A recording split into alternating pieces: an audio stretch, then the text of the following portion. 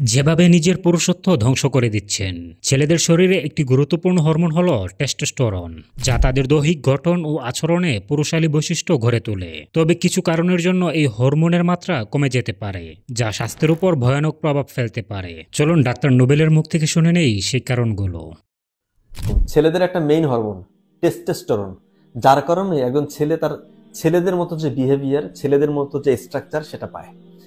তো কয়েকটা কারণে কিন্তু এই হরমোনটা মানুষের শরীরে, একজন ছেলের শরীরে কমে যেতে পারে, যেটা তার জীবনের জন্য একটা ভয়ানক ইফেক্ট ফেলতে পারে। এর মধ্যে এক নাম্বার কারণ হচ্ছে স্ট্রেসের মধ্যে থাকা, দুশ্চিন্তার মধ্যে থাকা। দুশ্চিন্তা থাকলে কি হবে?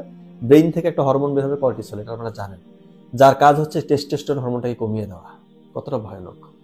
যারা অতিরিক্ত ওজন, এদের শরীরের টেস্টোস্টেরনটা কমে কেন? কারণ তাদের ইস্ট্রোজেন লেভেলটা বাড়তে থাকে, মেয়েদের একটা হরমোন, যার কারণে তার টেস্টোস্টেরন হরমোনটা কমতে থাকে।